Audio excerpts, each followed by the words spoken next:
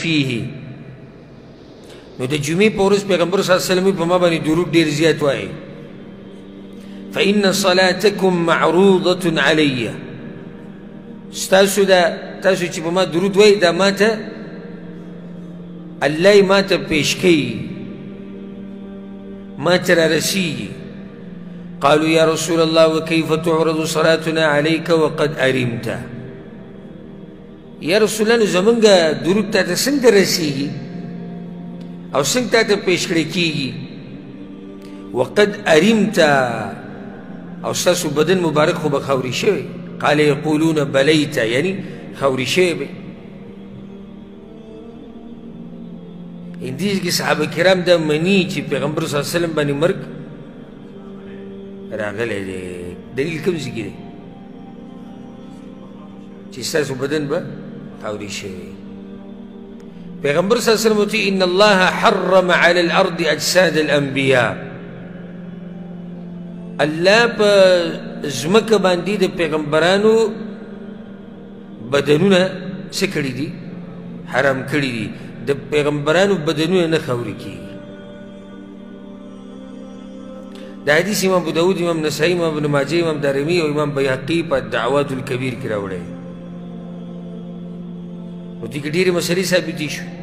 د جمعې ورځ غوره ورځ ده، په دې کې آدم علیه السلام پیدا شوی، په دې کې بیا مړ شوی، په دې کې به قیامت راځي.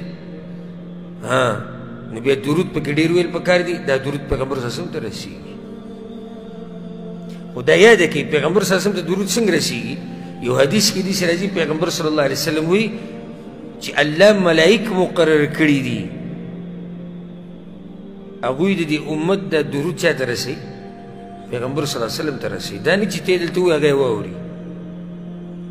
پیغمبر صلی الله علیه وسلم مباشرتا نه اوري، بلکې ملائک ورته رسوي.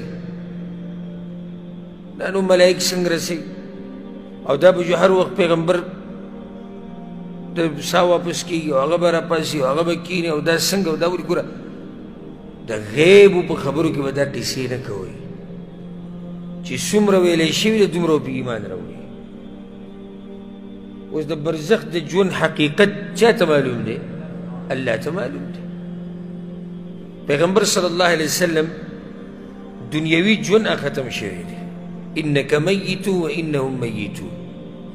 پیغمبر ته به مري او دوی به مري. نو پیغمبر صلی الله علیه وسلم وفات شوی، دنیا نه تللی، دنیوي ژوند ختم. برزخ کې ژوند دی، د برزخ میزان له ژوند دی. او د ټولو نه غوره ژوند په برزخ کې هغه د پیغمبرانو دی. د شهیدانو نه غوره ژوند د دوی دی. خو دغه ژوند موږ ته دا نه معلوم چې هغه پکې زموږ خبرې اوري او هغه موږ ویني او هغه دا چل کوي او هغه دغه چل کوي. د قبر پرست او د تصوف والا دوی بیا دا وایي چې ګوره نو برزخ کې ژوند دی. برزخ کې ژوند دی، خو د برزخ ژوند دا یو شان دی او د دنیا ژوند دا بل شان دی. نو د برزخ ژوند به نه قیاس کوي د دنیا په ژوند باندې چې هغه به همداسې ژوند و. بعضو لیکلي دي که نه آداب د پیغمبر صلی الله علیه وسلم د قبر د زیارت، لکه فضایل حج مشهور کتاب دی. نو په هغې کې دا لیکلي چې پیغمبر صلی الله علیه وسلم طرف له قبر باندې تېرېږي، نو د سر د طرف نه به نه راځي، د خپو د طرف نه به راځي. ولې ځکه که ته د سر د طرف نه راځي نو پیغمبر به پسې سر راړي، تا ته به ګوري، نو تکلیف ورته میلاوي. دا ټول بې دلیله خبرې دي. او نه پیغمبر صلی الله علیه وسلم په دغه ټیم کې ته چې کوم درود وایې دا اوري، نه هغه دا درود په څه طریقه باندې ورته رسي؟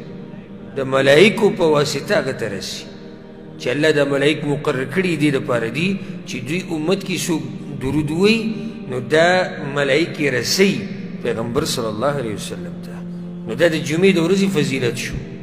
د جمعې د ورځې فضیلت شو چې په دې ورځ باندې بیا درود ډېر ویل پکار دي چې څومره درود ویې دومره به الله سبحانه وتعالی ستا په ژوند کې برکت اچوي.